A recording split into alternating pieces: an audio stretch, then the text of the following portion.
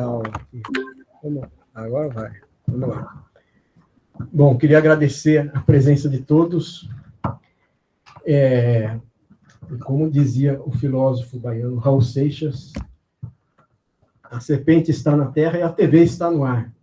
Agora, o Dr. Bruno, nos últimos 30 dias, desde que fez o primeiro lançamento desse livro aqui na faculdade, ele está no ar, no mar, nas canoas, em cima do lombo do burro, nos carros de boi, andando o Brasil para mais de 50, sei lá quantos lançamentos desse livro, Luiz Gama contra o Império, A Luta pelo Direito no Brasil da Escravidão, que ganhou o prêmio de melhor tese da Universidade de Frankfurt, onde ele foi ensinar lá a alemãozada a fazer pesquisa em história do direito. E é muito importante, e queria agradecer o Bruno por voltar à nossa faculdade, né? Depois que fez o lançamento aqui triunfal do livro, que não cabia na sala, no auditório Rui Barbosa, voltar aqui para conversar com a gente, especialmente com a turma que leu uma seleção das obras completas do Luiz Gama, que é o trabalho ao qual o Bruno vem se dedicando há tantos anos, né? Culminou, claro, com a tese de doutorado que gerou esse livro, a tese premiada e o livro que também será premiado, certamente. E aqui na Faculdade de Direito, especialmente, a gente tem uma tradição em que a história do direito é a história do direito romano, do direito dos visigodos, tudo mais, tudo que não nos interessa tão diretamente, de modo que eu passei a graduação e a pós-graduação sem grandes estudos de algum autor brasileiro, e até sem grandes menções mais aprofundadas a algum autor brasileiro. E a gente tem uma figura que o Bruno tem protagonismo em resgatar, como Luiz Gama, que passou pela história da faculdade também, e uma figura central do pensamento e da prática política, jurídica no Brasil, que eu não lembro de ter sido mencionada até, bom, enfim, durante a graduação e a pós-graduação aqui na faculdade. E só fui começar a ver autores brasileiros quando tive que dar aula, quando criamos uma disciplina de Sociologia da Constituição, ou quando fui dar aula de História das Ideias Políticas no Brasil. E até uma questão simbólica, as salas de aula aqui na faculdade geralmente eram nomes de professores que também eram presidentes da província, desembargadores, padres, fazendeiros, industriais.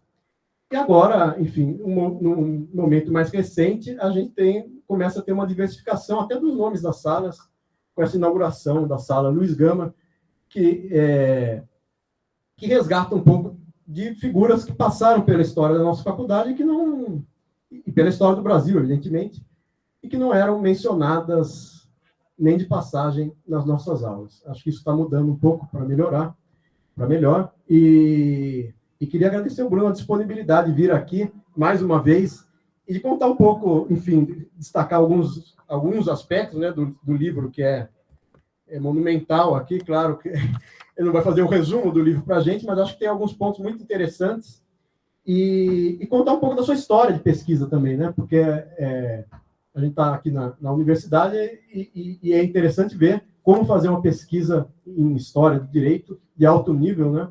E essa sua experiência de levar a história do direito brasileiro e isso tem um impacto internacional. Enfim, não queria tomar mais tempo, queria agradecer muito de coração você voltar aqui no dia de hoje, depois de ter já feito o lançamento, o início dessa turnê brasileira com o livro aqui na faculdade. Obrigado. Boa tarde a todos e todas. Alegria estar aqui no auditório Rubinho de Oliveira. Isso. Cumprimentar o professor Lucas Futiamato pela introdução muito gentil, pelo diálogo que não é de hoje, já se estende há alguns meses, desde a banca do nosso amigo em comum que está online desde a cidade de Frankfurt am Main, Ricardo Espíndola Diniz. Eu vejo você na câmera, Ricardo. E ele saiu da reunião nesse instante. Só para... Olha que mistério, né? Ele estava aqui vendo, arregalou os olhos quando eu mencionei. Ah, voltou. Ô, Ricardo, eu não menciono seu nome novamente se te incomodar desse jeito. Você saiu da reunião, meu caro? Não, uma alegria de te ver aqui. Igualmente, muito bom te ver aí. Valeu. Ele falou que ele falou? Que o livro é excelente. Ele falou que o livro já vai ganhar um prêmio Nobel de Literatura. Quer dizer, pelo conjunto da obra, só um livro. Não, ele agradeceu de estar aqui, né? Então, Saudações a Ricardo Espíndola. Eu vou cumprimentar o povo online aqui que eu vejo. Renan Gardoni, que está desde a cidade de Florença, acredito. Salve simpatia, Renan, muito bom te ver. Melanie Merlan, minha amiga também, de Max Planck. Está falando da onde, Melanie? Está conectada desde onde? Portugal? Estou no Porto. No Porto, na cidade do Porto. Então temos Florença, Porto, Frankfurt e os demais eu também saúdo, Rodrigo, Daniel, Wigner, Iago, todos presentes, agradeço. E claro, o auditório Rubino de Oliveira.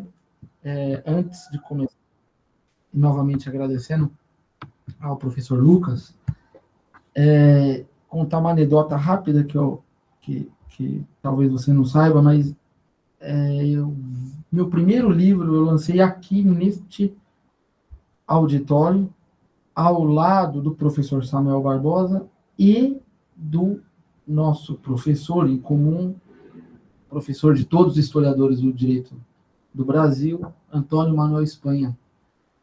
Em setembro de 2018, eu lancei Lama e Sangue, Bahia, 1926, durante um congresso do IBHD, o Instituto Brasileiro de História do Direito. Lancei junto com Espanha, e aí, numa coisa que eu não fiz dessa vez, não sei porquê, mas eu, emocionado em lançar o livro, ao lado do Espanha, eu fiz uma coisa que no lançamento com o Silvio Almeida, de algum modo eu fiz, mas não fiz hoje, mas não posso deixar de reportar isso, que eu saí daqui, fui no Shopping Light, comprei um terno, que por metonímia eu quero chamar a camisa do Esporte Clube Corinthians Paulista, e lancei o livro vestido, fardado, se preferir, uniformizado, com a minha camisa do Corinthians. E no lançamento com o professor ministro de Estado Silvio Almeida, eu abri narrando um gol do Ricardinho, que ontem fez... Quantos anos o gol do Ricardinho? 2001, fez 23 anos, aquele gol na semifinal contra o Santos. E então eu não podia deixar de começar.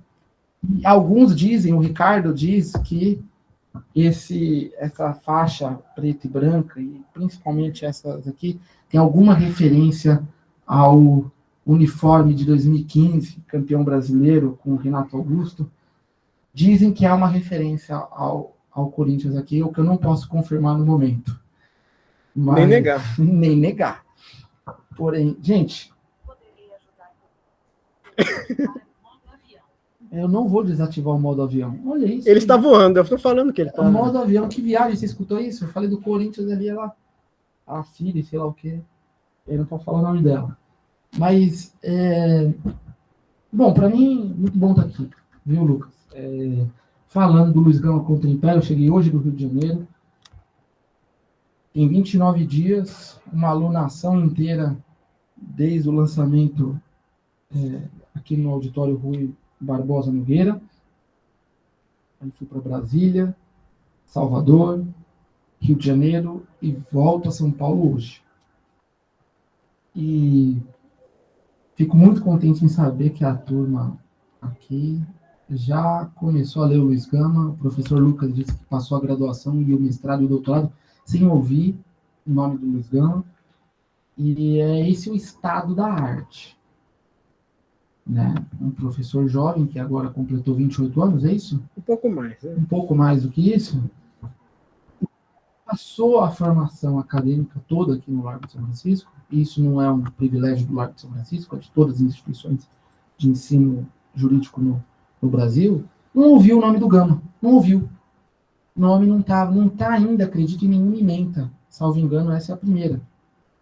É a primeira turma do Largo de São Francisco que vai ler o Luiz Gama pelas edições das obras completas que eu venho organizando já há 15, 20 anos, ou 21 anos, para dar a data precisa da primeira vez que eu fui num arquivo procurar o Luiz Gama. Eu estava no ensino fundamental, né, porque eu também tenho a sua mesma faixa etária. Mas, então, uma satisfação gigante estar com gente que já leu alguma coisa do Luiz Gama. Leram mesmo, né? Leram? Apresentaram, né? Foram apresentados, leram um texto, outro, tem aí na algibeira para citar? Tem alguma coisa aí lida, relida do Gama, anotada, uma palavra que tenha guardado, que tenha prendido a atenção? Ó, que eu sou daqueles que perguntam, você? Não, mas ainda somos todos aprendizes no Gama, é o começo. O nome hoje do encontro é Luiz Gama e o Direito Brasileiro. É um começo ainda, uma agenda de pesquisa, na verdade, que une a gente e que quem for percorrer o caminho da pesquisa acadêmica vai ver Luiz Gama, eu espero, nesse Brasil que está em ebulição e não sabemos o que virá disso nas próximas décadas, mas acho que é incontornável falar de Luiz Gama no direito brasileiro. Hoje, tanto pelo livro, pelas obras completas, e porque há uma comunidade acadêmica, pensante, intelectual, não só no direito, em outras áreas, que não vai deixar barato as histórias que fazem a história do direito permanecerem tal qual estão. Então, há uma mudança no campo, há uma mudança na disciplina, e essa nova geração é responsável por isso. Vocês estão na graduação, normalmente o quê? Primeiro ano, segundo ano? Terceiro ano. Então, não sei quem pretende percorrer mestrado, doutorado. Eu não sei se o professor Lucas recomenda, né, as belezas do doutorado, mas quem for percorrer já tem em vista que em nome do Luiz Gama, a história do direito, para qualquer campo que você queira, vale para o direito comercial, processo civil, o que for, quem não tem uma base razoável de história do direito vai ser chamado por aí de um ignorante. E quem não conhece a história do direito do seu próprio país, lá fora, por exemplo, quando for lá fora, vai ter dificuldade em argumentar qualquer que seja o assunto. É inadmissível um alemão doutorando, sei lá, em direito e saúde, não sei, em processo civil e inteligência artificial, e não conhece as raízes da escola histórica alemã.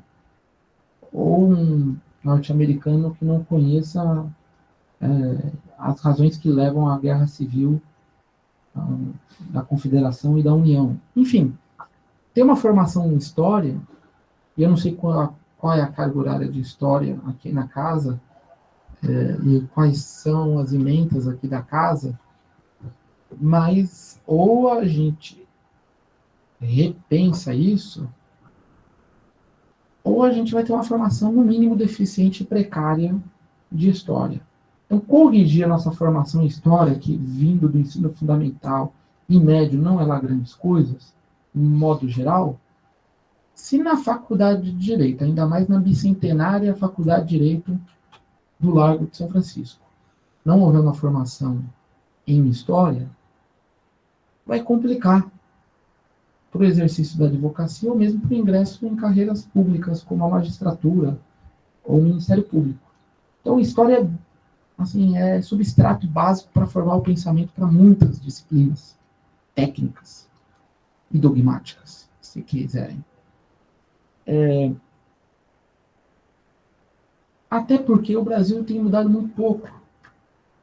O direito brasileiro, ensinado aqui nessa casa em 1870, ou ensinado em 2020, pensando aí em 150 anos de diferença, tem muita variação. Né? Não só a história do direito, mas direito criminal, por exemplo, penal, processual penal. Então tem muita coisa que é parecida. Até porque quantas gerações se contam daqui até 1870? Não sei, se para e pensa, os seus avós, os nossos avós, são de que ano? E os avós dos nossos avós? Que os nossos avós conheceram? Está muito longe. Não está muito longe. Então, 1870 é um pulo. Os escritos do Luiz Gama foram falando de um Brasil que está muito parecido, né? O judiciário brasileiro, modo de julgar, modo de processar, conceitos básicos de direito são os mesmos. Então, eu vim mais aqui para dialogar, até porque no 44º, não sei, lançamento, mas já aí passou dos 35, com certeza, entre entrevistas, lançamentos e de bate-papo, o que for. Eu estou dizendo festa de debutante, batizado de criança, reunião de condomínio, chamou para falar do Luiz Gama, eu vou. Né? Então, a oportunidade de estar aqui, falando com uma turma, sabe, do meio da graduação, que é uma fase decisiva para saber o que se quer da vida, jurídica e acadêmica, é um privilégio. Saúde, Ian. Tá vendo que eu estou informado aí do nome da pessoa. Mas, ó, gente, alguém daqui já chegou a ver o livro? Precisarei fazer um merchan de qualidade? Ah, por favor. Não, mas eu digo o seguinte, é uma tese de doutorado defendida na Universidade de Frankfurt, como o professor Lucas disse, que eu tenho 21 anos estudando Luiz Gama, sendo que desses 13 ou 14 de dedicação profissional. Uhum. No finalzinho da faculdade de Direito, eu comecei isso é uma tese de doutorado, mas como é que eu estou ainda na graduação e já estou pensando na tese? Porque fui juntando documentação, mais documentação, mais documentação. Todo mundo sabe que quando se acumula fontes primárias inéditas, a tendência que dê um trabalho original é grande. Se é um trabalho original, em potencial, é uma tese e não uma dissertação. Modo, assim, geral.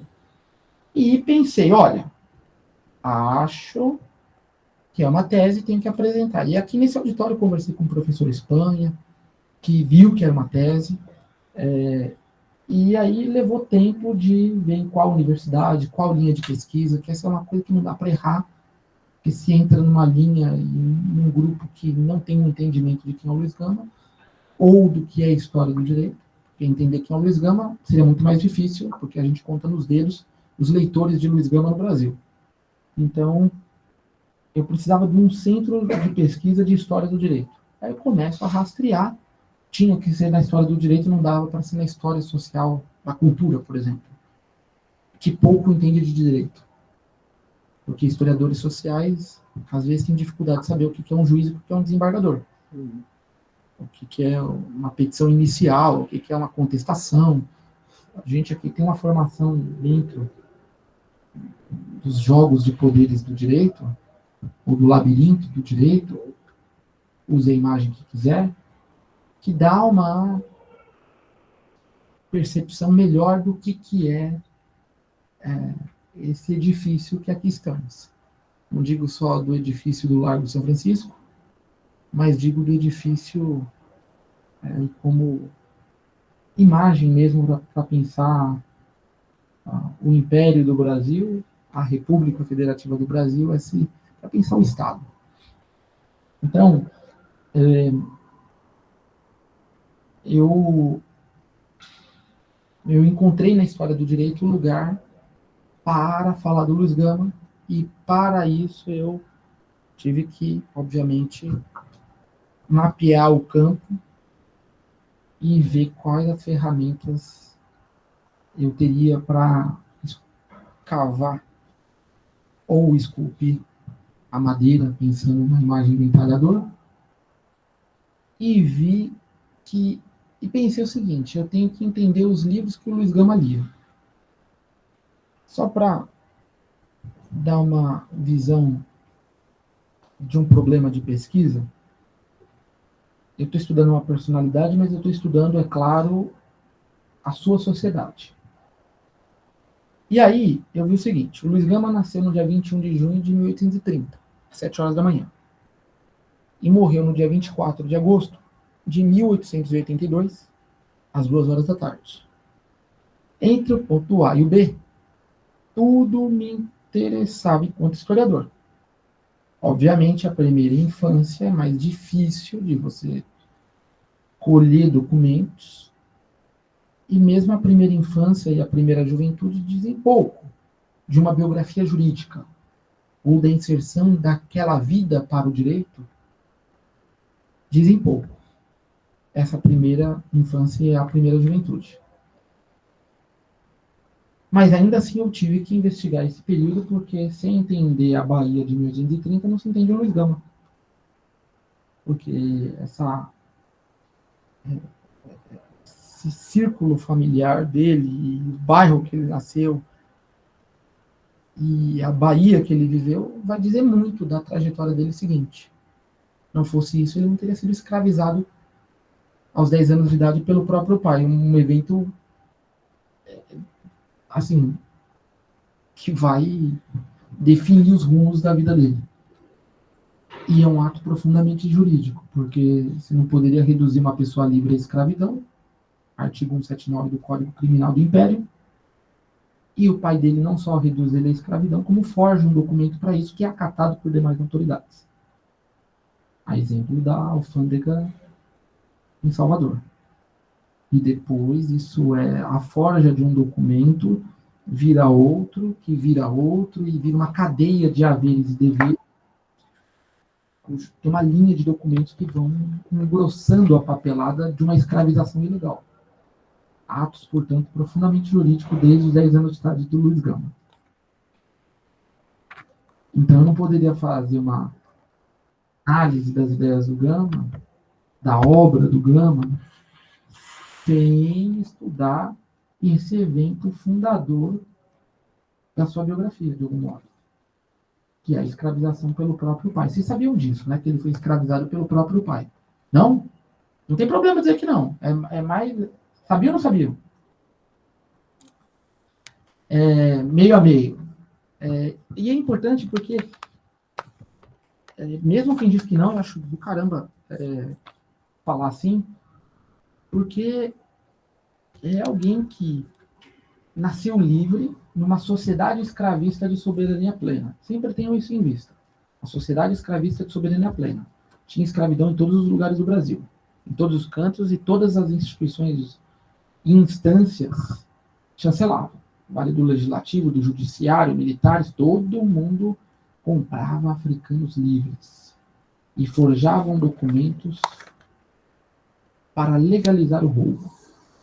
Isso para 750 mil seres humanos vindo da África ao Brasil. Dados oficiais de hoje e estimativas conservadoras. Dados até conservadores. O número é maior, a depender do marco temporal que se utilize. Se for seguir o Luiz Gama, a gente recua 13 anos, de 1831, quando o Parlamento Brasileiro vota a proibição do tráfico transatlântico, e podemos recuar a 1818, quando tem o primeiro tratado, aliás, o alvará que dá força ao primeiro tratado bilateral Inglaterra-Portugal. Eu estou falando muito rápido, gente? Não. Tá dando para acompanhar? Eu estou fazendo um zigue-zague, porque eu acho que a turma aqui acompanha bem. Mas se não, vocês me avisem. Ricardo, você que já assistiu 80 entrevistas, lives e atividades, dê um joinha aí para eu saber se está dando para acompanhar aí. Ele está lá, 22 horas e 15 minutos. E ele está ao vivo. Ricardo, vai dormir, Ricardo. Tô brincando. Eu tenho umas 5 perguntas. Acelera aí para fazer a pergunta. Tá bom, olha, vocês escutaram? Ele falou, acelera aí, Ave Maria. Então, vou até colocar aqui para deixar bonitinho, se isso for para o YouTube, já está aqui. Claro. Aí, olha aí, merchan de qualidade é assim. Então, gente, o que eu quero dizer é que o Luiz Gama nasceu em 1830 e o Brasil, enquanto Estado independente, surge quando? 1822. Você tem uma Assembleia Constituinte que fez 200 anos agora em 2023. Portanto, Assembleia Constituinte dissolvida violentamente a mando do imperador em 1823, em novembro de 1823. Tem a Constituição um mês e meio atrás, bicentenária, Constituição outorgada, Carta outorgada, de 1824, a mais longeva das Constituições, a mais insensada das Constituições, cujo Gama vai ser um intérprete fabuloso, do monstro fabuloso, como ele chamava o regime constitucional, monárquico de Pedro I e Pedro II. A Câmara dos Deputados, 1826. Os cursos jurídicos, 1827. O que eu quero dizer é que o Luiz Gama nasce na década, não só de fundação do Estado Nacional, mas também da sua primeiríssima fase de consolidação. Você tem o Código Criminal de 1830, você tem o Código de Processo Crime de 1832, você tem uma série de reforma constitucional do ato adicional de 1834. Então, o Luiz Gama nasce e é um guia à sua vida para ler o Estado brasileiro. E ele próprio vai ver, caramba, eu nasci nesse tempo político de um Estado que nasce pela escravidão e para a escravidão, cujos cursos jurídicos, portanto, nascem para dar sustentação ideológica mesmo, no aparato judiciário do Estado em especial, mas aqui é uma casa especialmente de pensadores do Estado, não só para o judiciário, mas para o legislativo, para todas as instituições. Esse é o lugar do Largo de São Francisco no mundo, pensando o início do século XIX. E o Gama vai observar como a vida dele e a fundação do país em que ele nasce tem muitas similaridades. O relógio político de um e o relógio biológico de outro tem muitas linhas sincrônicas. E isso é uma riqueza, ler a vida de um indivíduo cuja existência tem sintonia com a de seu país. E isso vai aparecer em muitos momentos da vida do Gama. Um exemplo é que ele surge na vida civil, segundo as fontes que eu encontrei, em 1850, antes dele fazer 20 anos de idade. Quando ele tinha 19, ele aparece na polícia de São Paulo, assinando um documento, de modo que prova que ele já tinha competência para leitura e para escrita, e ele aparece assinando a rogo de um soldado que havia aprendido um africano e não falava uma palavra de português. Isso aqui do lado, as imediações do pátio do colégio. E ele vê como catedrático de Direito Administrativo, Francisco Furtado de Mendonça, não sei se o nome disso fala aqui, mas uma figura fundamental para o direito administrativo brasileiro. Ele vai ver como Furtado de Mendonça, que foi diretor da biblioteca, que foi catedrático de Direito Administrativo, que foi chefe de polícia incontáveis vezes, ele vai ver como Furtado de Mendonça dá uma sentença de liberdade para aquele africano apreendido pelos policiais. E o Gama estava na Secretaria de Polícia assistindo todos esses atos. E assina por um soldado que não sabia, portanto, ler e escrever, e ele assina rogo. Só que esse é um primeiro evento que vai se repetir centenas de vezes. O Luiz Gama, dentro da Polícia de São Paulo, atuando num processo administrativo. E atuando das mais variadas formas. Às vezes, escrevendo o processo todo por todas as partes. Às vezes, intimando testemunhas, às vezes, tomando nota do depoimento de testemunha, às vezes, num calabouço da polícia, numa cela, colhendo um depoimento. Enfim, o Gama vai assistir muitíssimos atos da produção normativa em São Paulo. E isso por longos 19 anos que ele trabalha na polícia. Contando o tempo de copista, onde ele copia documentos, contando o tempo de escrevente, onde ele escreve documentos, são coisas diferentes, contando o tempo de escrivão, outra função diferente, contando a função de amanuense, outra função diferente, que eu discuto todas elas no capítulo 2 do livro. Até o momento em que ele peticiona pedindo o direito para advogar, sem ter cursado o curso jurídico de São Paulo. E ele consegue a provisão, a licença para advogar, e se torna um advogado abolicionista que vai fundar um escritório de advocacia abolicionista e vai trazer categorias da política abolicionista para dentro do direito e categorias do direito civil de sucessões, por exemplo, para dentro do abolicionismo. E vai fazer um bate-bola John Brown e Savigny, tão improvável que ninguém antes tiver feito, e vai construir uma doutrina jurídica civilista da liberdade. Não só civilista. Em muitos campos do direito, no administrativo e no criminal também. Essa obra ela é original, eu digo a obra do Luiz Gama, e você não vai encontrar no abolicionismo no mundo quem tenha feito isso no direito, traduzindo Savigny de um modo revolucionário, podemos dizer, e vencendo ações de liberdade, ações de manutenção de liberdade, habeas corpus, ações de justificação de liberdade, diferentes tipos processuais existentes à época, e foi o terror dos professores do Largo São Francisco, porque dominava o direito como poucos, lia direito civil português e trazia categorias que se discutiam em Lisboa, lia a teoria do poder constituinte espanhol, lia criminologia italiana, lia direito público francês, história do direito alemão, e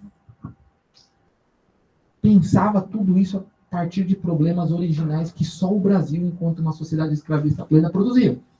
Então a realidade dava tanto material para ele pensar o direito que ele elabora um método, tema do meu 5º capítulo do livro. Eu acho que é bom eu abrir para conversa. O Ricardo disse que tem 5 perguntas. As perguntas dele normalmente exigem tempo para responder. E, assim, pelo menos para vislumbrar uma ideia de resposta. A turma, não sei se tem perguntas aqui, mas se não, eu posso também gentilmente induzir, eu não sei, ou convidar, quem sabe, a gentilmente perguntar, né? Mas devolvo a palavra ao professor Lucas Amato, mais uma vez grato em estar aqui, debatendo o Luiz Gama. Há muitos casos, centenas de casos, há um dicionário satírico que ele vai dar definições do que é direito, do que é justiça, do que é o judiciário, e dá outras definições igualmente satíricas em partes diferentes de sua obra, porque é uma obra longa, é uma obra que tem 32 anos de escrita ininterrupta. A gente aqui em 30, 40 minutos tentar falar é difícil. Quantos volumes você está organizando? São 11 volumes, é um time de futebol, não à toa, que eu já lancei 4 desses 11, e lanço 2 volumes por ano, no ano que vem lanço mais 2. É um acordo editorial, o melhor que eu consegui arranjar, de lançar 2 volumes por ano e não os 11 de vez. E esse acordo também é benéfico para os leitores, uma vez que chegar com 1000 páginas, pensando 2 volumes de 500, chegar com 1000 páginas por ano é melhor do que chegar com quase 6.000 páginas de vez. Então vamos despacito para ler o Luiz Gama. A gente está criando uma comunidade de leitores e leitoras, e é por isso que eu estou aqui. Valeu? Muitíssimo obrigado. Tem pergunta dali, tem pergunta de cá, tem pergunta daí também, Ian? Eu falei que eu gentilmente ia convidar. É o convite. Muito obrigado. Estou à disposição para o diálogo.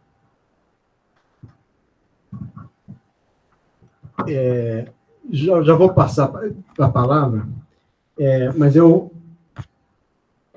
acho que assim, normalmente as pessoas colam a resposta, mas eu vou colar a pergunta.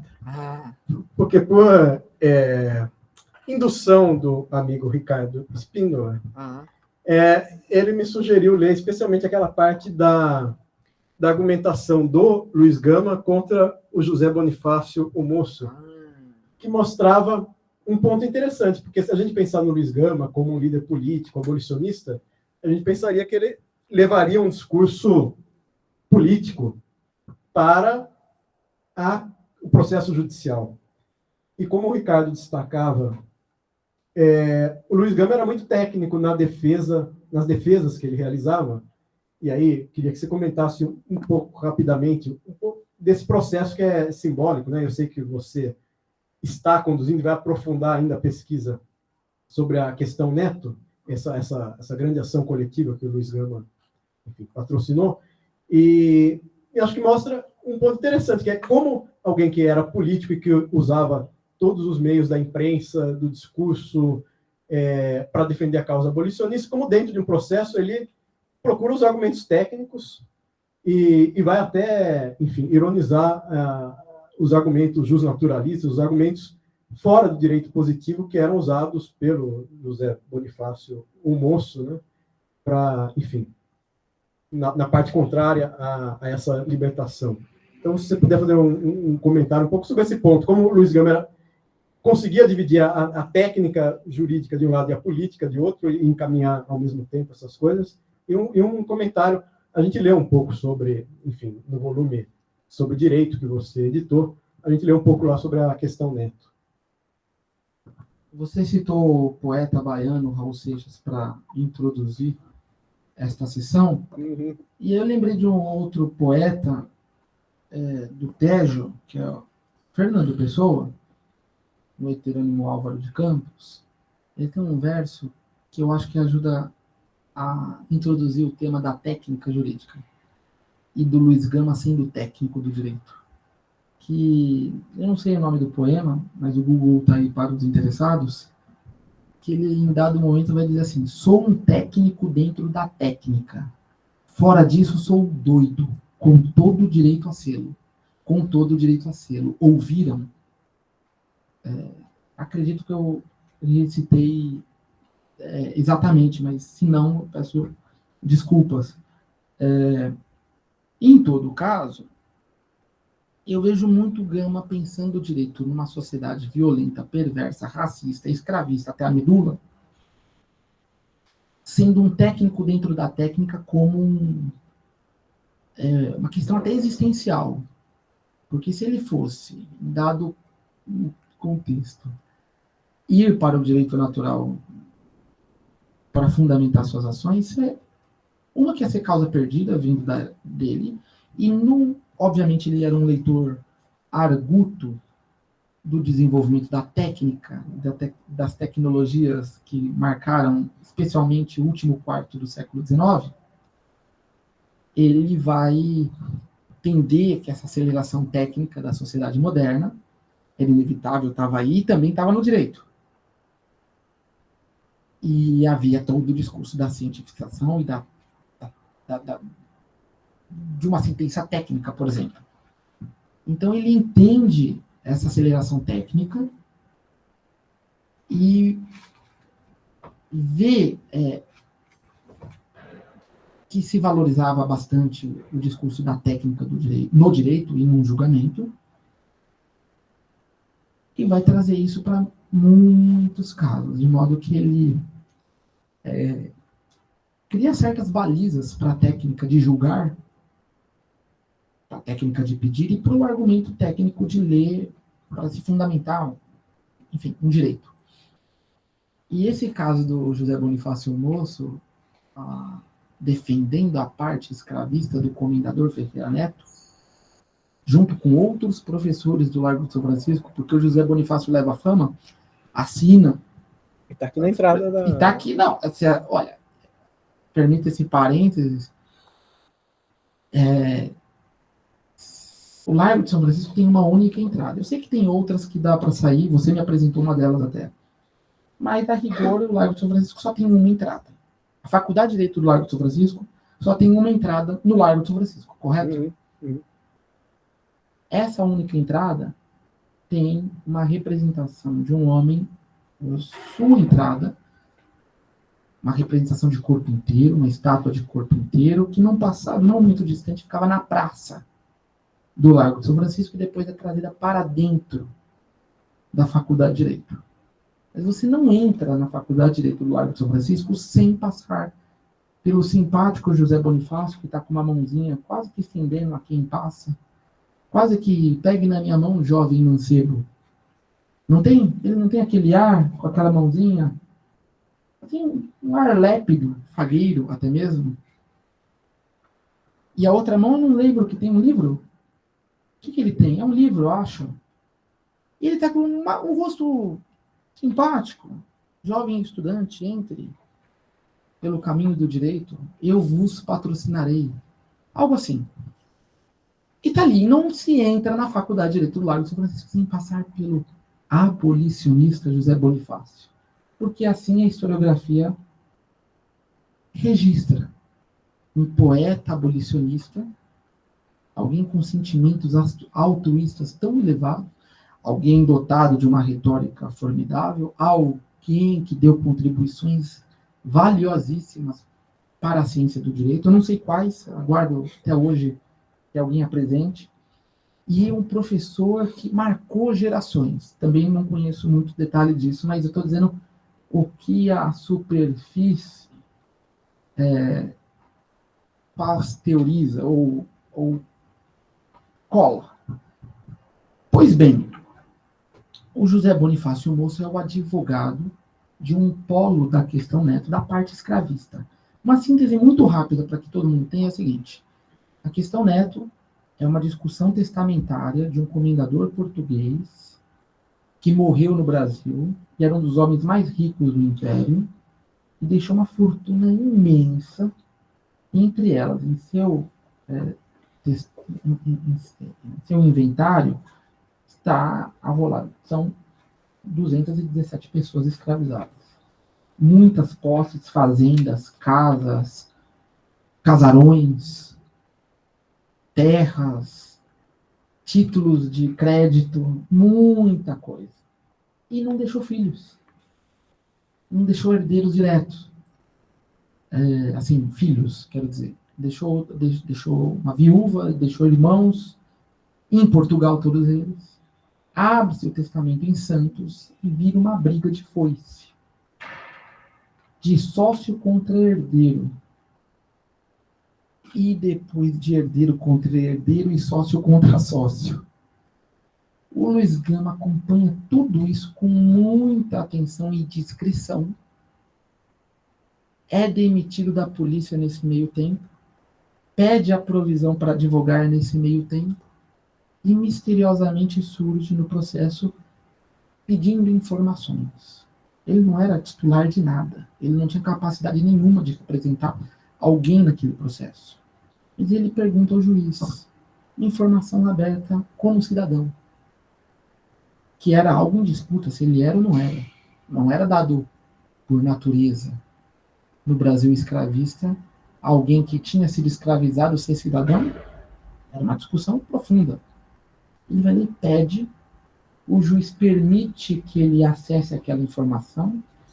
Se o juiz já deu uma informação, ele pede uma segunda, ele vai se achegando do juiz, ele vai ao encontro do juiz, e quando vê, ele pede, ao pedir uma outra informação, quantos são os escravos do inventário do comendador Neto? Assim ele pergunta.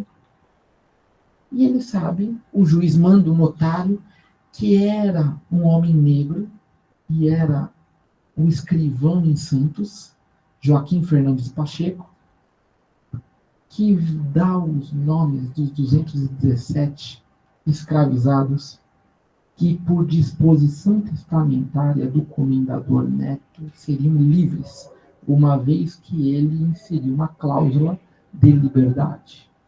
E aí o Gama vai ser o técnico dentro da técnica na leitura do testamento e da verba testamentária que dizia, declaro livres os escravos a contar de tal data. Então, fazendo uma leitura técnica da filologia do testamento, enquanto José Bonifácio, se fizesse o mesmo, perderia, porque o verbo presente declaro não é declararei, declararia, mas o tempo verbal, e eles passam muito tempo discutindo se o declaro é para valer a partir do momento da abertura do inventário, se é depois de uma cláusula de tempo de serviço. Tem toda uma discussão dentro do direito civil de sucessões, toda, que se arrasta por meses. E o Gama se infiltra, se adentra na técnica do processo. Sou um técnico dentro da técnica, fora disso sou doido com todo o direito de ser. E ele faz isso em muitos processos, como uma questão... Agora, é claro que tem muita política por trás. O que ele está discutindo é: a palavra de um homem branco tem força normativa no império da escravidão, não tem? Tem. Qual é a palavra do Comendador Neto? Declaro livre. Então tem toda uma fundamentação filosófica, política, revolucionária. Ah, vocês não dizem que a força normativa do homem branco basta? Então eu aceito isso, e por favor entendam esse aceito como se tivesse grafado em itálico. Aceito isso para discutir a técnica. E não saiamos da técnica. Porque então sairíamos da força normativa da palavra do homem branco, coisa que vocês defendem de corpo e alma. Vocês estão acompanhando? É técnica, é técnico. E aí é lindíssima a discussão técnica, que o Gama vai por dentro, citando a civilística portuguesa, assim como um lisboeta na barra do júri da Casa da Suplicação, na barra da Casa da Suplicação. Pois bem, então é um técnico dentro da técnica, isso vai aparecer muito, mas há muita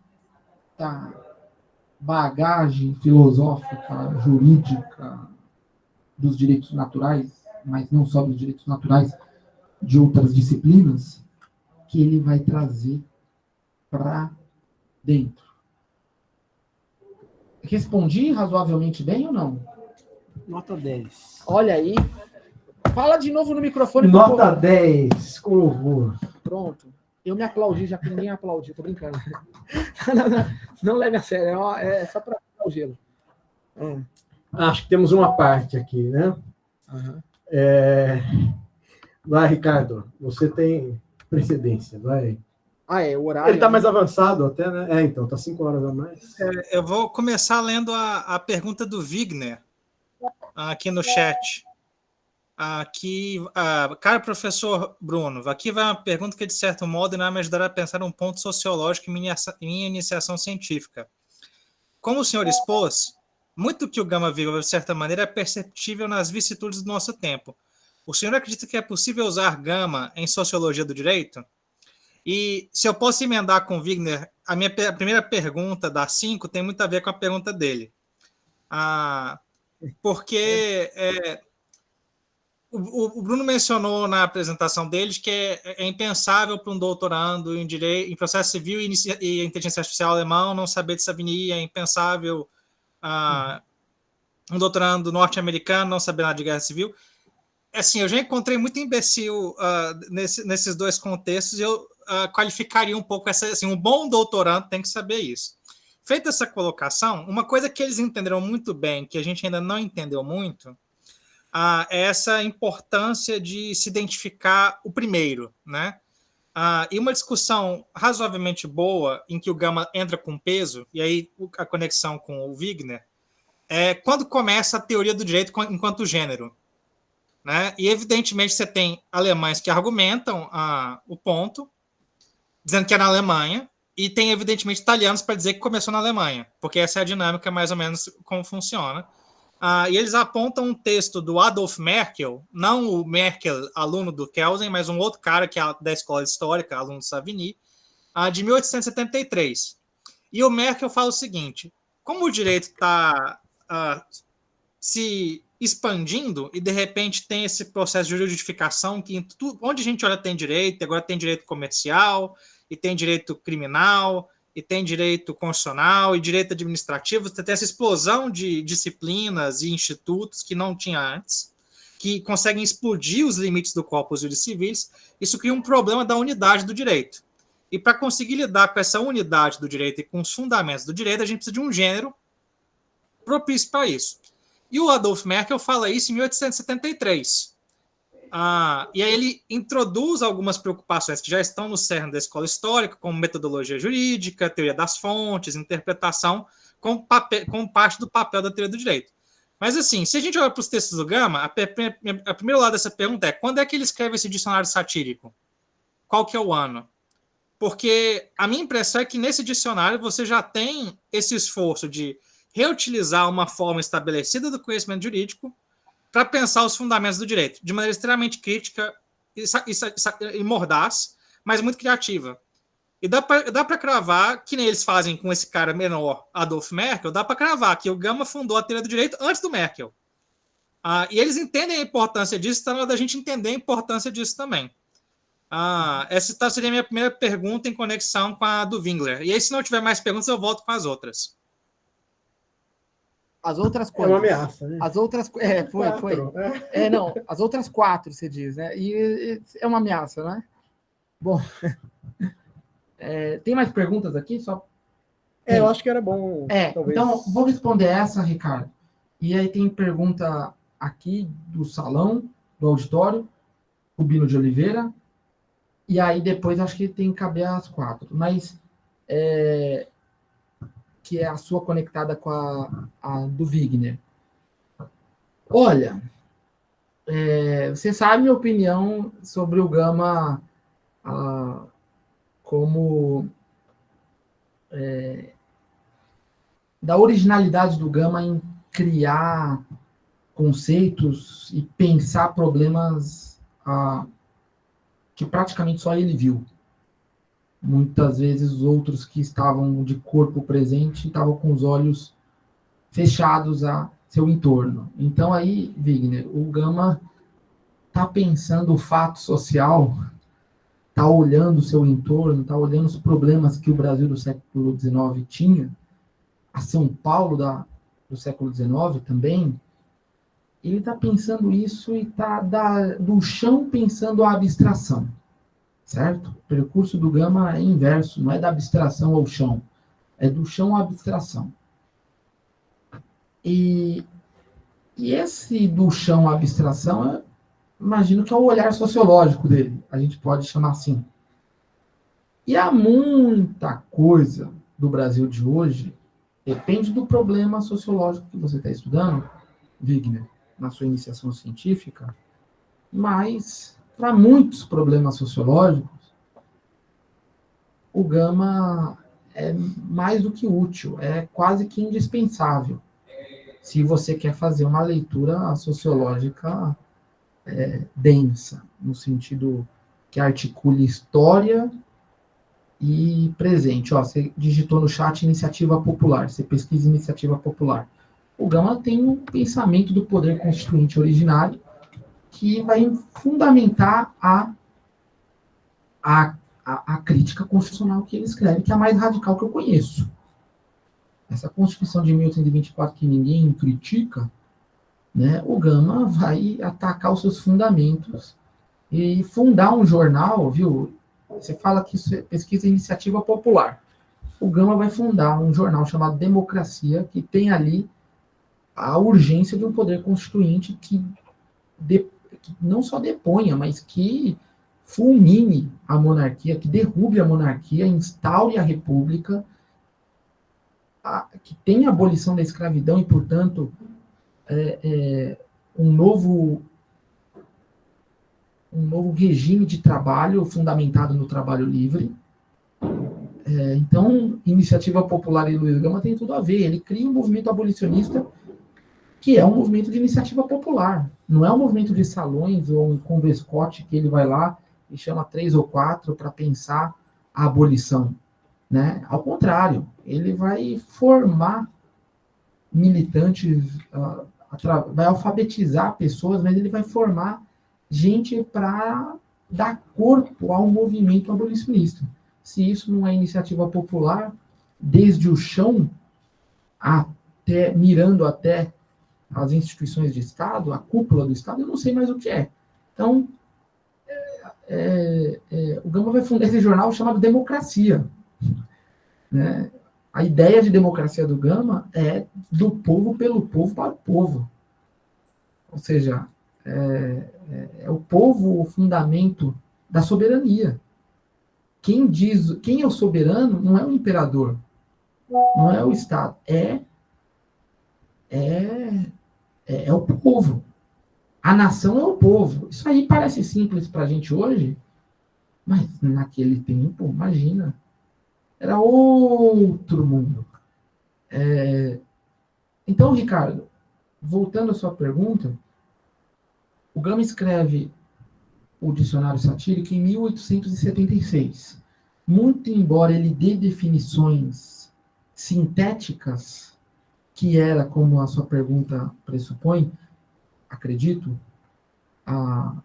que você tenha isso em vista, era um modo do jurista raciocinar à época, era você dar fórmulas sintéticas para uma determinada palavra, né? Então, muitos juristas de todos esses países citados, eles pensavam um problema complexo como a codificação e formulavam uma síntese para o que é o código. O Luiz Gama vai fazer o mesmo. Só que numa sociedade escravista, barra pesada, violenta, perversa, racista, a sátira era como que indispensável na visão do Gama para a escrita de um dicionário, para este projeto. E até vindo para cá, pensei, o que eu vou falar de aproveitável para a turma do professor Lucas Amato? E eu pensei nos 2 verbetes direito. E depois da pergunta da amiga ali, eu lerei esses 2 verbetes direito, articulando com a sua pergunta, Ricardo, que eu voltarei. Então, eu vejo no Gama, a gente compartilha da mesma visão, que esses anjos menores, como o Merkel, que você citou, ou seja, essa demarcação do primeiro, parece uma discussão menor, uma discussão até superficial, até chata mesmo, mas é uma discussão que ela está aí na tradição, ela continuará a estar, e é uma discussão importante para a gente pensar a constituição dos campos disciplinares. E o Gama tem uma primazia, né, como diria Gilberto Gil, que a Bahia tem a primazia do bem e do mal, né, primeira mão na Bahia, ele vai dizer isso no Toda Menina Baiana. O que eu quero dizer pensar o começo, os fundamentos, é um exercício que apesar de suas problemáticas, vamos pensar que isso se basta e ponto final, mas pensar os fundamentos é algo que constitui, que será parte dos nossos estudos no futuro.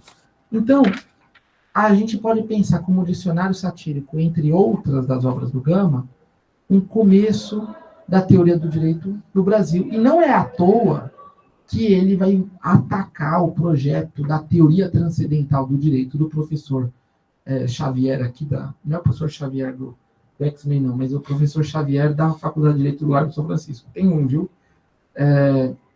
E que é de 1876, mesmo ano do dicionário satírico. Então, esse projeto de dar fórmulas sintéticas para conteúdos complexos faz um jurista do século XIX. Faz, então, Luiz Gama uso dessa técnica de criação ou produção de conhecimento jurídico. E se me permite, então, eu vou ler os 2 verbetes que eu faria depois e faço agora, para que vocês vejam um pouco como Luiz Gama fazia. Vocês estão me escutando aí online? Renan, Melanie, como vocês estão? Estão dando o joinha aqui. O Luiz Gama escreveu um dicionário satírico de 365 verbetes. Tem alguns professores dessa casa que são verbetes próprios. Tem juízes de São Paulo que são outros verbetes. Mas também tem adjetivos, tem substantivos. Ele é democrático nessa formação, nessa coleção. E aí ele vai dar 2 verbetes para direito. 2. O primeiro, e sempre com sátira, né? Deixa eu pegar aqui. Aonde é que está? Aqui. Eu vou citar o primeiro, que é uma brincadeira, a primeira parte, e a segunda pode estar nos manuais de processo civil. Mas a brincadeira é deliciosa, assim, porque exige pensar também, não pega de primeira normalmente. Ele vai dizer, direito, com uma justa posição de, aspas, dirus, dira, dirum, do latim cruel, e itum. Então ele está falando dirum e itum, ou dirus e itum, essa formação. É uma filologia própria aí. Dirus, dira, dirum, cruel. E itum, a esmo, a fio, a eito. Ou seja, uma crueldade fortuita, uma perversidade gratuita. Aí ele, num ponto e vírgula, conclui. Aí eu vou ler o que eu escrevi aqui um minutinho. Na junção inusitada e no arremate é que está a arte do poeta e pensador do direito. Ao juntar o cruel e pavoroso com a ideia de processo e repetição, ele conclui que o direito é, aspas, um procedimento desregrado, isso é o Gama escrevendo. Então tem lá dirus, itum, cruel, fio, aeito, aí ele vai concluir. Procedimento desregrado, bárbaro, grosseiro, brutal, impetuoso, como das bestas, dos selvagens, das feras. Esses 5 adjetivos, desregrado, bárbaro, grosseiro, brutal, impetuoso, está na definição que o Gama dá de direito. E aí ele vai para o segundo verbete do direito. A gente está numa época que falar isso dava cadeia praticamente, né? Ou a expulsão de sala.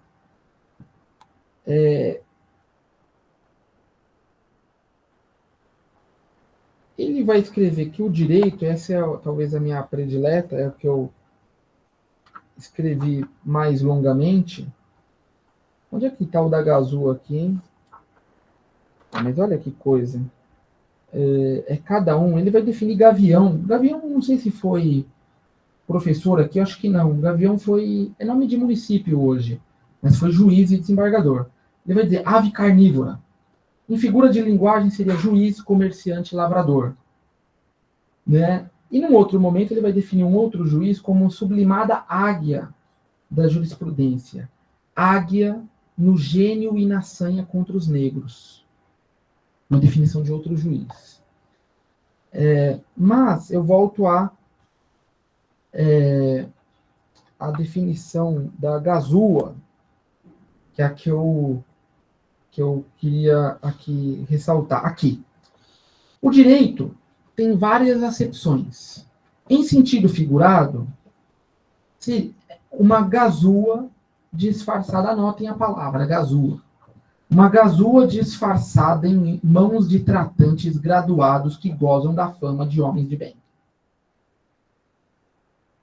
Todo verbete mora na palavra gazua, que eu não fazia a menor ideia do que era. Até ir num dicionário do século XIX procurar que raio é uma gazua. E uma gazua vem a ser uma chave micha, uma chave mestra, uma chave que abre os segredos de todas as portas, ou de todos os cofres. Portas dos salões, portas dos palácios, mas cadeados também dos calabouços e prisões. Repito, gazua disfarçada em mãos de tratantes graduados que gozam da fama de homens de bem. Aqui eu gastei quanto tempo pensando nessa definição e ainda gastarei muito mais para entender, porque aqui é peso pesado. Há muitas dimensões para pensar a gazua. Eu escrevi na introdução do volume Crime das Obras Completas um tempo. O que significa essa gazua, que é a metonímia de direito? Metonímia é a figura de linguagem que você usa um objeto para explicar um conceito. Certo? A gazua explica o que é o direito. E a gazua está na mão de tratantes graduados. Quem são os tratantes graduados? juristas, jurisconsultos, juízes, advogados, que gozam da fama de homem de bem. E a Gazô está disfarçada. Mas, ao mesmo tempo, a Gazô não tem um juízo moral. A Gazô pode estar na mão da polícia para usar a bem do cumprimento do dever. A Gazô pode estar na mão do serralheiro para abrir uma porta e assim salvar uma criança de um incêndio. Então, o direito é uma Gazô, é uma técnica, é um instrumento. Uma forma de abrir um segredo.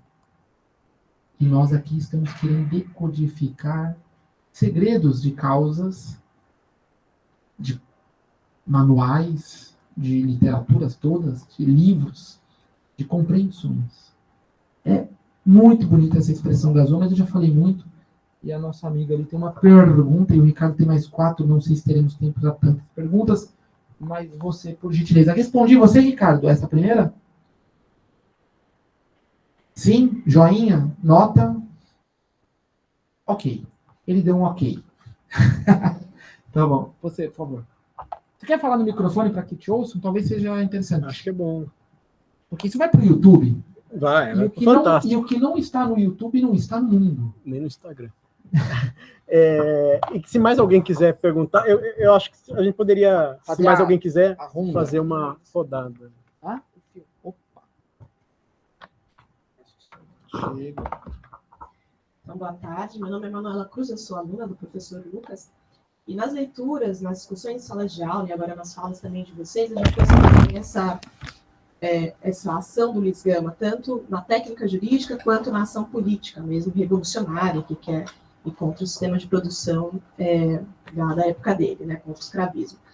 E aí a minha questão, a gente ouve muito falar sobre ambientes hostis em que ele estava, né? Ele está no ambiente da faculdade, ele está, enfim, falando com homens brancos, escravistas, racistas, e eu queria entender um pouco melhor sobre o contexto de formação de consciência política mesmo que vem dele, para além desses ambientes hostis, quer dizer, quais são os ambientes amistosos, por assim dizer, onde é que ele consegue encontrar pares com quem se formar e para além de... Porque a gente vê o Luiz Gama como um indivíduo brilhante, um indivíduo que sai da curva, que consegue se formar e ir por esses caminhos, mas quais são esses, talvez, movimentos sociais mesmo, dos quais ele participa, que conseguem ter servir de base de apoio mesmo para que ele consiga seguir nessas posições e ações. Obrigada. Seu nome de novo? Manuela Cruz. Tá. Manuela, pois é, quais são esses ambientes onde ele acha um mínimo de paz de espírito e de entendimento fraterno com seus pares, né? O Luiz Gama chega em São Paulo com 10 anos de idade. Ele vai ser recebido, isso para mim foi um achado, eu fiquei muito feliz em encontrar, ele vai ser recebido por vai ser escravizado na Rua do Comércio, aqui próximo, e vai receber as maiores violências que possa imaginar.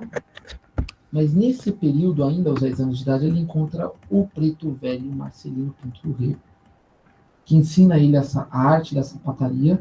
Então só aí já tem um círculo todo que a gente pode imaginar. Ele é recebido na arte da sapataria, e sapateiros têm seus códigos e suas fraternidades, né, de ofício, que ele vai levar a vida toda. Então, entre os sapateiros, ele terá um reconhecimento de alguém da própria comunidade. Daí que num poema dele ele vai dizer que por mais que ele tentasse ser poeta, e fosse poeta, e se impusesse como poeta, para os poetas de São Paulo ele seria sempre sapateiro. Então, na obra poética Getulino, o primeiro livro de poesias escrito por um homem negro no Brasil, ele vai dizer: eu serei sempre, para muitos eu continuarei a ser sempre um sapateiro. E ele fala, não é uma ofensa alguma para mim, mas a hostilidade dos poetas brancos de São Paulo em dizer, não, e obviamente egressos dessa casa, em boa medida, não, ele não era um par, um membro da nossa confraria. E nem o Luiz Gama quis ser. Essa tá aí a consciência política dele. Você pergunta e tal. Ele se fez à margem e fora dessa casa. Ele tem um entendimento do que é o Largo de São Francisco, algo que exige da gente estudar essa escolha política dele e não estar aqui. E para poder sobreviver intelectualmente, ele tinha que achar lugares que ele pudesse dialogar bem, tendo visto como um legítimo par. E se ele chega aos 10 anos e aprende com o mestre Marcelino, ele, que era uma das principais lideranças, é modo de dizer, ele era a liderança da Irmandade do Rosário dos Homens Pretos. E era uma das principais lideranças de outras irmandades, como a Almas da Sé. Então, o mestre Marcelino é alguém que está com o Luiz Gama, as redes do mestre Marcelino passam a ser as redes do Luiz Gama. Então, na pequena África paulistana, era um lugar que o Luiz Gama era tido como alguém muito bem querido. O Luiz Gama salvou a vida de muita gente. Muita gente que teve o último socorro, o último grito de esperança, e só teve Luiz Gama para ouvir. Então,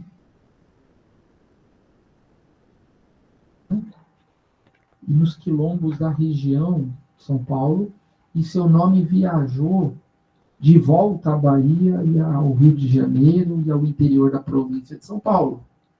Agora, uma consciência política muito forte, que ele fez de toda a hostilidade e as pedras que atiraram nele um edifício. Então, mesmo no ambiente hostil dos círculos letrados de São Paulo, inclusive desta comunidade epistêmica, ele soube criar laços de solidariedade genuínos, inclusive com escravistas. Ele vai escrever isso na autobiografia dele.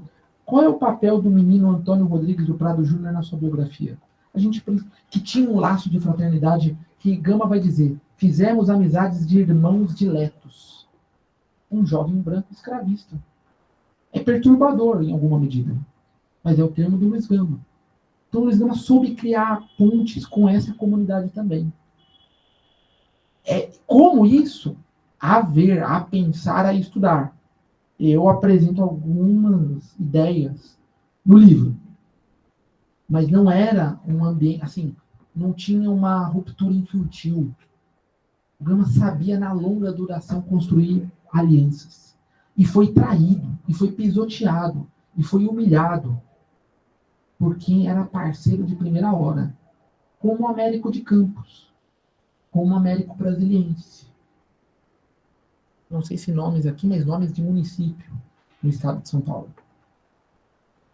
Ele soube criar uma fraternidade, mas era uma fraternidade, não era uma bucha do Júlio Frank, mas era uma ordem discreta e de algum modo iniciática, que eu chamo de Escola Luiz Gama, que está aí vivíssima, graças ao Correio Nagu. Meu amigo, diga aí. Vem aqui para falar no microfone também, por favor. E quem mais tem a pergunta para a gente já fazer o arremate, que já está dando as... Já deu as 18 badaladas. Vocês têm prova 6h20, né? Não. Tem aula 6h20. Aula 6h20. Tá.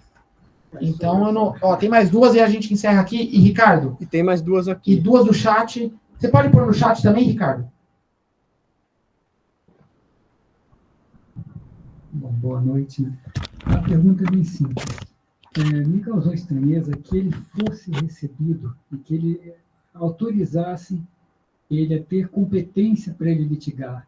Quer dizer, sempre se falou de, não, como ele é brilhante tecnicamente, etc. Mas aí é o desconhecimento da minha parte. Como foi que ele conseguiu chegar lá? Por que deram esse lugar de fala a ele? Entendeu? Como é que ele conseguiu chegar a ponto de reconhecer a competência dele poder estar arguindo em favor dos negros, etc. Seu nome? Mauro. É bom até para registro nos autos, né? Isso. Vem aqui. Seu nome? Igor. Calma aí, Ricardo. Tem a pergunta do Igor agora. A minha pergunta ela vai muito na linha do colega, né, na questão do ACM, do Neto, né, do comendador Neto.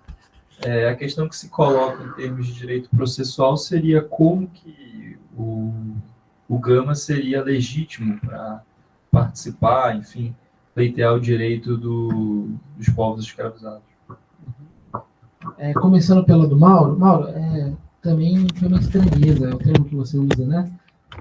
Uma estranheza compartilhada, que eu dou uma resposta no livro, mas uma síntese para pensar é o seguinte: como é que pode o Luiz Gama peticionou, conseguiu o julgamento favorável ao seu pleito na antevéspera de Natal do ano de 1869. O que eu sei pela leitura dos documentos é que ele foi recebido por um juiz de direito interino com competência para expedir a provisão e ele então litigar conforme de direito como advogado, é importante registrar, como advogado.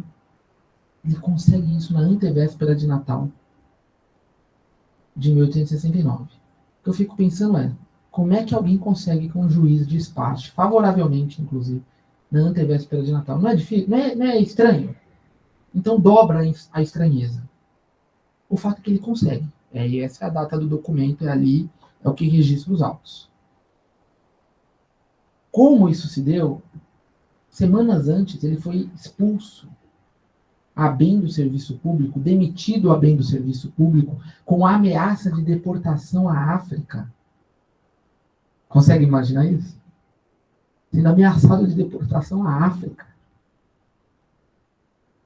Tendo o pescoço a prêmio nas esquinas aqui do Largo de São Francisco. Que também tinha que saber se defender.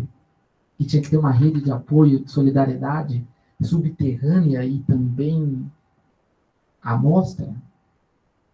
O Luiz Gama era uma liderança abolicionista da mais alta importância. Corria atentados contra ele. Inclusive nesse período. Quando o catedrático Furtado de Mendonça dizia: você está mexendo num vulcão. Pare imediatamente. Ele para o quê? E ele continua e pede essa provisão para divulgar e consegue na antevéspera de Natal. O que ele argumentou no documento eu possuo um notório saber e pergunto: há necessidade de advogados no foro para atender uma demanda que o foro que esteja demorando o julgamento no foro? E o juiz vai responder, perguntar primeiro ao cartório. O cartório vai dizer: tem uma fila de não sei quantos processos aqui, precisamos sim de advogado. E a prova de notório saber do Gama foi feita. Como? Não temos detalhes. Agora, ninguém duvidava da competência do Gama, isso é interessante. Ninguém duvidava. Sabia que ele era preparadíssimo, de uma erudição, sofisticação imbatível até. Agora, como é que ele conseguiu que o juiz interino, expedisse essa provisão? É da ordem do oculto, em alguma medida, e o historiador e o leitor dificilmente vai saber em detalhes. Porém, há boas pistas. Eu tento reconstruir evidência a evidência, pista a pista, vestígio a vestígio, uma interpretação disso. Aqui está relacionado à questão Neto, está relacionado aos interesses políticos ali, conservadores e liberais no auge ali de uma disputa, o golpe de Estado recém do gabinete de 16 de julho de 1868, a demissão dele por parte do ministro da Justiça, José de Alencar, está relacionado com uma briga política grande. Mas eu convido a leitura do livro. A legitimidade da questão Neto, de algum modo, a mesma coisa. Confira no capítulo 4 do livro. O que eu quero dizer? Ele não tinha legitimidade, ele tinha que construir a legitimidade, então ele parte de uma ação incidental aqui em São Paulo, leva ao juiz de Santos. Chegando ao juiz de Santos, ele pede uma outra coisa ao juiz de Santos, se acerca do juiz, o juiz estava possesso com a briga de herdeiro contra herdeiro, sócio contra sócio, que não ia para lugar nenhum com aquele processo volumoso, vultuoso, que tirava a tranquilidade dele. Ele queria dar encaminhamento. E ele vê no aparecimento do Luiz Gama uma possibilidade disso. Não nomeia o Gama como curador, nomeia outro que cai doente e nomeia outro que também cai doente, nomeia um terceiro que também cai doente, até nomear um médico alemão, e aí eu volto à pergunta da Manuela, que o médico alemão, proprietário da Revista Comercial de Santos, tradutor juramentado da alfândega, um prussiano, aliás, desculpe, nascido em Hamburgo, na cidade hanseática de Hamburgo, se torna um aliado de primeira hora do Gama, um médico protestante num país monarquista católico, se torna um aliado de primeira hora do Gama, que o Gama vai agradecer com muita sinceridade a esse médico nas primeiras provas burlescas. Tá lá. Então, esse médico é alguém muito importante para o Gama se consolidar como uma voz na imprensa de São Paulo. E isso aparece pela primeira vez aqui no livro, porque era um fundo de textos que ninguém tinha tocado antes, que é um dos volumes das obras completas, que compõe 900 páginas, praticamente, 800 a 900 páginas, que é o livro Profecia, volume 2 das obras completas, eu lanço ano que vem. Então, esse volume ele é de provocar a indignação mais flamejante que a pessoa tenha nas veias, porque é o Gama escrevendo um transe poético da mais alta literatura que eu conheço, o que é o direito no Brasil. E o título é Profecia, das obras completas do Luiz Gama. É o volume vermelho e preto. Porque todos os livros são pretos, com listras coloridas. O direito é branca, o liberdade é verde, o crime é roxa, e o democracia é rosa. Esse é vermelho. Pois bem, mais algumas perguntas e temos que concluir. Isso. Resumindo as perguntas aqui, primeira do Rodrigo, como o Luiz Gama se comportava frente à criminologia positiva da escola italiana? Assimila ou rechaça? E depois uma pergunta do Iago, se o Gama, enfim, fala das questões jurídicas só para resolver os casos, vamos dizer, ou buscando alguma reforma jurídica mais ampla, para além de resolver as suas causas. Ele fala, a construção dessa doutrina de Luiz Gama foi intencional ou decorrente desse esforço dele nos casos concretos? A primeira do Rodrigo, não sei se ele continua a sala aqui, mas se me permite aqui voltar um pouquinho para eu ver. Você pergunta assim, assimila ou rechaça? O estilo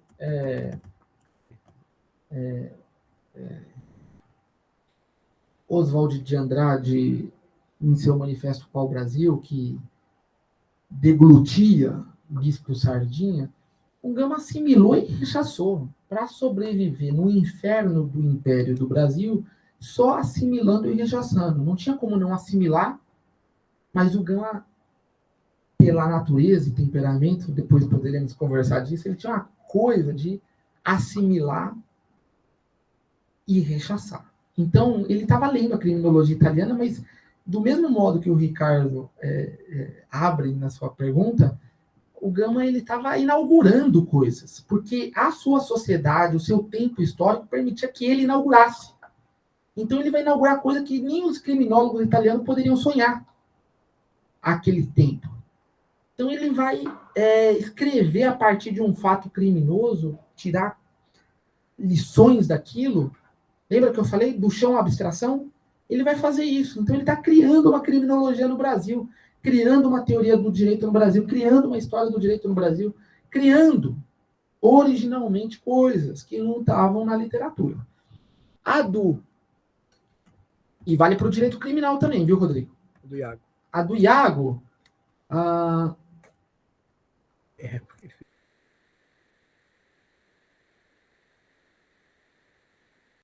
Lanço em alguns juristas do Império. Referência ou fonte que denote entre os cientistas jurídicos do Império? Uma posição de avanço. Uma posição de avanço? Não, era tudo um beijamão do imperador. Um beijamão, e o Gama entendia isso. Está todo mundo querendo beijar a mão do imperador. Então, esses avanços que vocês propõem, enquanto beijarem a mão do imperador e mantivermos essa monarquia constitucional escravista, racista, de soberania plena, não tem avanço. É por isso que você coloca entre aspas até. Não tem avanço, não tem negociação para Luiz Gama. É por isso que é Luiz Gama contra o Império. Se ele está buscando uma reforma, né?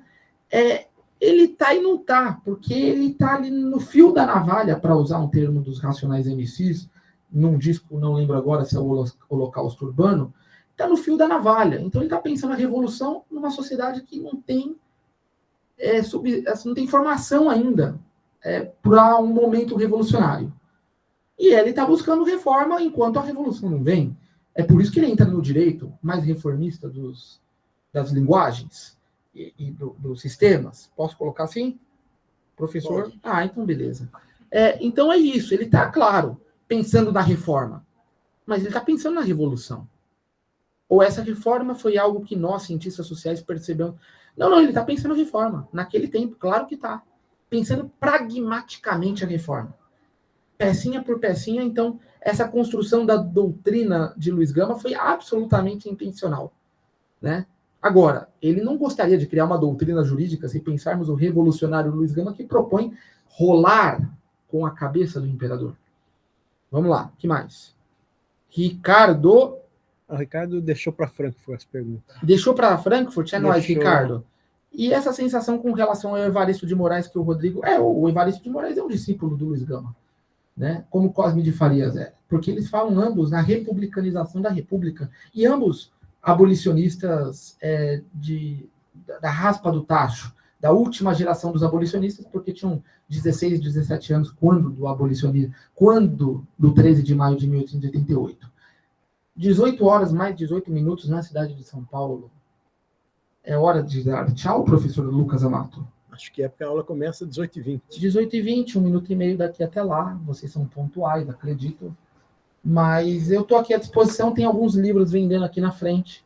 Então, quem não comprou e quiser ler, isso aqui eu espero que entre na bibliografia de alguns cursos da Faculdade de Direito, se não é esperar demais, mas para o bem da discussão de Brasil, discussão de direito, pensamento da teoria do direito no Brasil. O Luiz Gama está aí, Luiz Gama contra o Império. Esta é uma imperial faculdade de direito, em sua formação, e o Império, você sabe, acaba logo depois da escravidão, meses depois, 1 ano e meio para ser preciso, mas a obra do Império e a obra da escravidão continuam. Basta andar no centro de São Paulo, que todo mundo vê. E é urgente ler Luiz Gama, porque o que temos de melhor na ciência do direito, acredito, em perspectiva histórica, em sua longa duração, para pensar o direito hoje. Então, professor Lucas, muitíssimo obrigado pelo espaço. Eu estou que nem aquele locutor esportivo que fala, me chama que eu vou. Se tiver gol, me chama que eu vou, né? Então, me chamando, eu venho discutir com a sua turma, com o pessoal aqui do Largo de São Francisco, porque é uma oportunidade rara essa que você promove, que é trazer o Luiz Gama para o cânone das emendas, das bibliografias e das discussões em sala de aula no direito. Então, muitíssimo obrigado. Agradeço as pessoas que no chat responderam, a Manuela Cruz, ao Mauro, ao Igor. Estou aqui à disposição para continuar o diálogo. E, sem terminar com aquele merchan de qualidade, adquiram o livro aqui na entrada do Salão Rubino de Oliveira. Mais uma vez, professor Lucas, muitíssimo obrigado.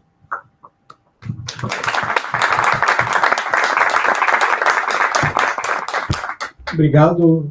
Eu, Bruno, não vou atrasar os alunos, mas é uma disposição inesgotável a sua de não sei quantas horas você já falou sobre esse assunto no último mês e de ainda responder detalhes, né, de uma pesquisa que, como você falou, 21 anos. 21 anos desde a primeira ida ao arquivo. Há 21 anos que você pesquisa profissionalmente, sistematicamente, né, Luiz Gama. Então, agradeço a generosidade de compartilhar com a gente um pouquinho desse esforço de vida, né? Valeu, obrigado. Declaro encerrada a sessão? Declaro encerrada a sessão por hoje, porque amanhã a gente se vê de novo na aula. Valeu. Pô, esse é um silêncio. Então, exatamente. Tchau, obrigado.